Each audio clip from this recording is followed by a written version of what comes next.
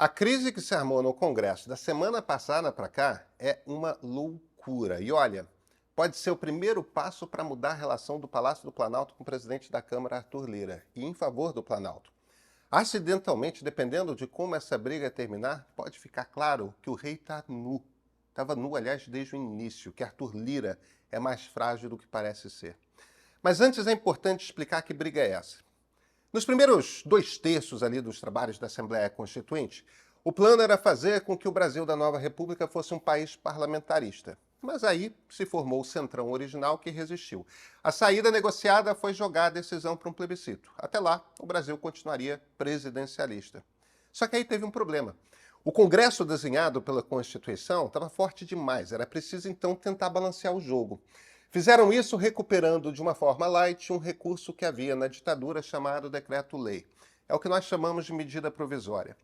No fim das contas é o seguinte, quando o presidente considera urgente baixar uma lei, mas não tem tempo de passar pelo Congresso Nacional, ele baixa uma medida provisória. É uma lei, só que ela só vale durante um tempo. Na época da ditadura, quando passava o prazo, se o Congresso não fizesse nada, valia a lei. Claro, ditadura é que manda, né? Na democracia não é assim. Uma MP, a gente chama assim as medidas provisórias, ela vale por 60 dias, pode ser renovada pelo presidente por mais 60, e se o Congresso aí não fizer um voto e aprová-la, acaba. A Constituição também determina um rito para aprovar as MPs. É uma comissão de 12 deputados, 12 senadores. E como se trata de uma sessão conjunta do Congresso, quem manda nesse jogo é o presidente do Poder Legislativo, ou seja, o presidente do Senado Federal, Rodrigo Pacheco. Porque na pandemia tudo ficou muito complicado, foi feito um rito reduzido, né? A Câmara aprova, depois o Senado. Isso quer dizer também que o presidente da Câmara tem o controle do jogo. Se ele quiser deixar para o Senado só 1, 2 dias para aprovar as MPs, pode enrolar o tempo de votar na Câmara o quanto desejar. Isso é poder. Poder para Arthur Lira.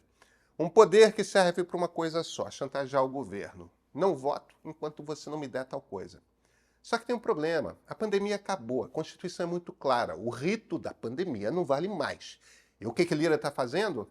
Ele não tem nenhuma carta na manga e ainda assim está negociando para tentar manter as coisas como estavam. Quer dizer, está negociando com o governo e com o presidente do Senado para diminuir o poder deles e aumentar o seu.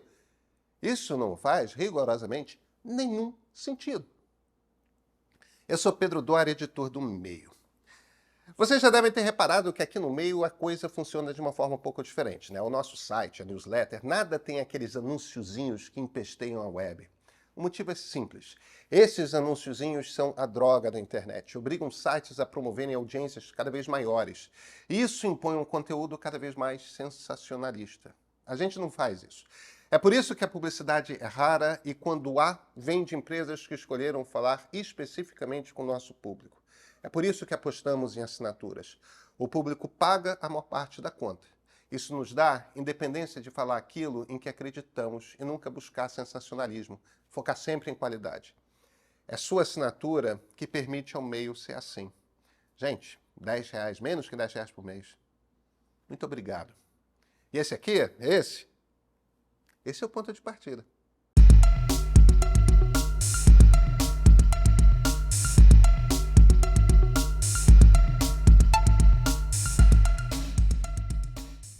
Vamos retomar o raciocínio aqui. 1. As medidas provisórias interessam o governo. São uma forma rápida de produzir lei. Mas em no máximo 120 dias precisam ser aprovadas pelo Congresso Nacional. 2. A Constituição determina que o voto seja feito em sessão conjunta de deputados e senadores com o presidente do Senado no comando.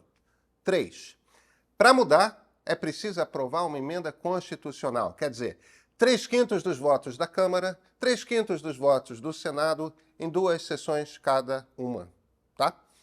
Quer dizer, 3/5 dos senadores precisam, votando 2 vezes, abrir mão do poder em benefício de Arthur Lira. 4. Quem ganha ao mudar o rito das MPs? Arthur Lira. O que ele ganha? O poder de ameaçar o presidente da República de não aprovar uma MP que o Planalto considera importante. 5. Quem perde com a mudança do rito das MPs? O presidente do Senado e o governo federal, poder executivo. 6. Se tudo for para o espaço e não houver acordo nenhum, aí Lira só tem um caminho: recorrer ao Supremo Tribunal Federal. O que é que o Supremo vai decidir? Que manda a Constituição, volta a ser como foi. Agora é aquela hora em que a gente põe o John Travolta como Vincent Vega em Pulp Fiction, olhando para um lado, olhando para o outro, tentando entender onde foi que ele se perdeu no raciocínio. Por que o governo, por que o presidente do Senado estariam conversando com Lira sobre isso? Tipo, eles têm muito a perder, nada a ganhar, e tem todas as cartas na mão.